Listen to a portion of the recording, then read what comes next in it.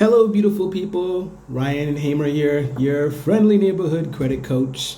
And today, of course, you know me, I'm the guy that likes to talk to you about anything and everything credit from the Canadian perspective. Today, we're not going to be talking about any techniques or anything like that with regards to how to boost your credit or increase your credit or how to remove things off your credit. But actually, today we're going to be talking about something that is also near and dear to my heart.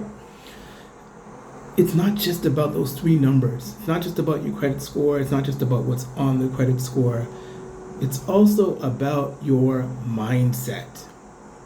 If you've ever read my book, you'll hear me talk about credit clarity. If you see some of my other videos, you know I talk a lot about credit clarity and being clear about credit, understanding credit, why it's important, why you need to have good credit, but not just good credit, but also a good credit mentality.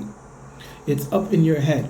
So think about people that win the lottery. We know about people that, come into millions of dollars and they end up going broke. Because think about it, if you take somebody who is untrained, unseasoned, inexperienced, and have no idea how to handle money, how to deal with money, their financial acumen, their business acumen is piss poor, so to speak, then what's going to happen when they come into a lot of money? They'll blow it. They'll blow it like, singles at the casino. And the reason for that is because nobody taught them, nobody trained them, nobody guided them. And their mindset is of a certain level where they can't see the hill for the trees. They think that they think that money is going to be dripping out of a bucket. But that money, that little drip drop becomes a big flood. And how does this relate to credit, you may ask? Well, it's very simple. We all start out with good credit. We all start out with no credit. Then we get some credit. And, you've heard me say that no credit is worse than having bad credit.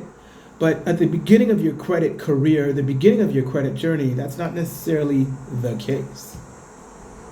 Because what's going to happen is you have no credit, you're young or you're new to the whole concept of having a credit card, having a line of credit, and being able to have access to a whole heap of funds that you never did before. It's essentially just like winning the lottery. Because what happens is you have access to all this stuff and you don't really see it running out. And you don't know how to pay it back. You don't know frequency. You don't know about payment dates. You don't know about statement dates. You don't know about posting dates. You don't know about grace periods. You don't know about interest rates. And you don't know about simple interest. And you don't know about amortized interest. You don't know about any of that stuff. And there are so many different terms that come into play when it comes to that stuff. But we're not even going to get into that technical stuff right now. Today I want to talk to you about, how are you thinking? It's as if somebody your parents gave you access to their credit card that had like $100K limit. Or they gave you access to their bank account. You go to the bank account and you take out $50 because you feel like, okay, I don't want to overdo it. I don't want to take out too much money. And you take out $50 and then you get that little printout when you're finished. And you see that, oh, shucks, there's a lot more in that bank account that I could touch and spend and use and abuse. Same thing with credit. It's when you get to university as a doe-eyed first year university or college student, you see that they're going to be giving you the credit cards. You're going to have to beat them off with a stick. You have access to so much credit cards. You have access to so much student debt. So we call it student credit card debt. You got student loan debt, and it just makes it even worse. It makes it even worse. The student loan debt won't rear its ugly head until later on when you're done. But the student loan, the credit card debt, yeah, that's there. Once you get in too deep. And you're spending more money than you can actually pay back. There are some people that know what they're doing, and there are some people that don't know what they're doing, and some people wish they knew what they're doing, and there are other people that follow other people, what they're doing, and there are some people that just get overdone and outdone by the credit cards because they don't have any kind of fiscal responsibility, any kind of guidance to tell them what to do. And that's why understanding, being fiscally responsible and understanding whether something is fiscally feasible is so important. You don't just get that overnight. As soon as you get approved for a credit card or a line of credit, you don't instantly acquire that knowledge. You don't acquire the knowledge of how to use that instrument correctly. Just like if I was to put a violin in your hand, you wouldn't know how to play. If I was to give you 2 turntables and a mic, you wouldn't know how to DJ. If I was to put you at a radio station and put you in front of a mic, you wouldn't know how to sound like a DJ or be a DJ or introduce music and stuff like that.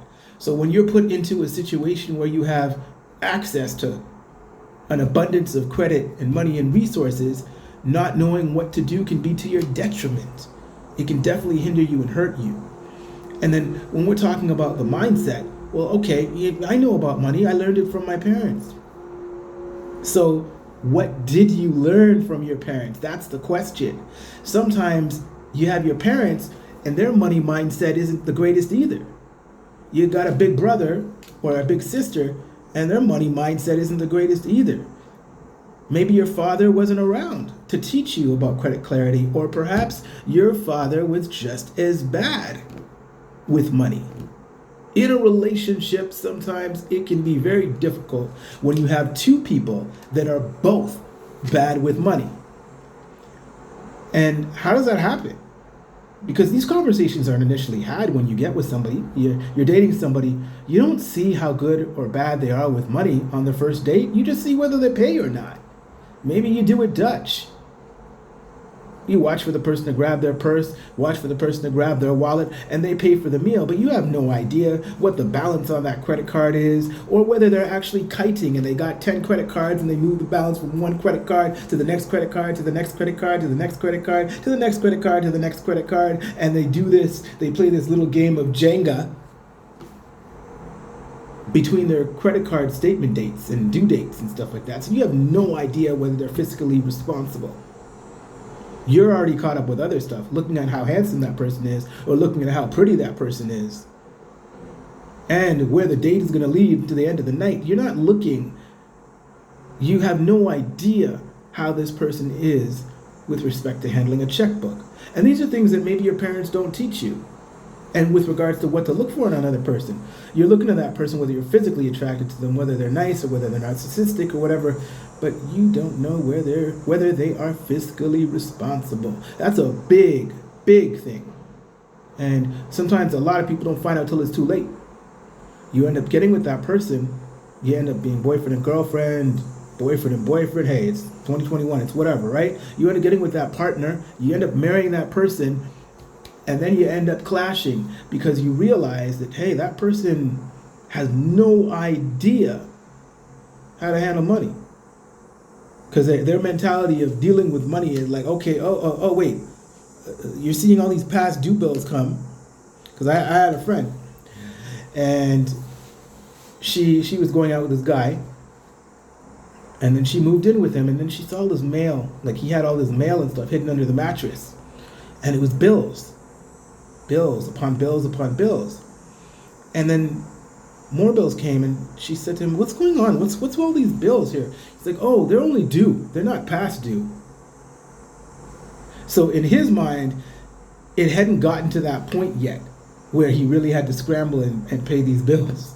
But he didn't have the money to pay these bills. And she later realized that she was with somebody who was bad with money. And she thought he was good with money because what he had a multitude of credit cards, and he was just shifting the money from one to the next, to the next, to the next, to the next. He had an artificially inflated credit score. And he used to think that he had great credit, and he told her that he had great credit, and she just took his word for it that he had credit and gave him credit for his words. And yeah, that didn't turn out too well. How many relationships have you been in with somebody who has been poor with money? They have poor money management skills.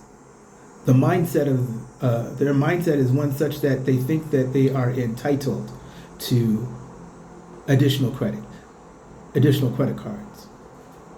And if not their own credit cards, they might try and use and abuse you. They might be a financial succubus.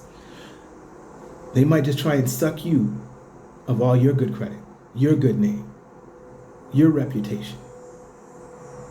And this sort of sense of entitlement, this stuff is not created in a vacuum, you see.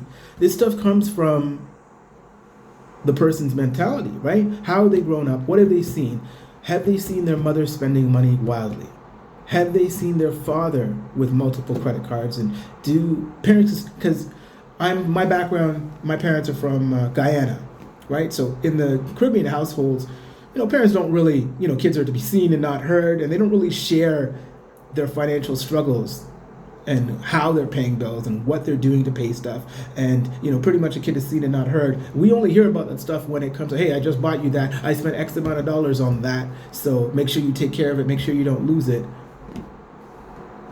Or they might tell you to save your money, but they don't tell you how to save your money. I'm talking about parents now. The information and the wisdom, or the pearls of wisdom that they give their children.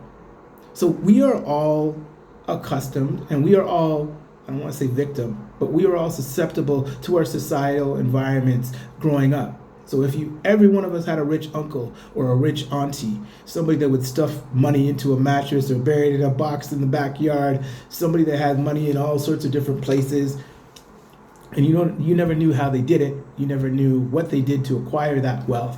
You knew an uncle or an aunt that had property, had a house somewhere else, in addition to the one that they lived in, or they had a house that they lived in and they had tenants or something like that, right? So if you're exposed to that, you're exposed to a different type of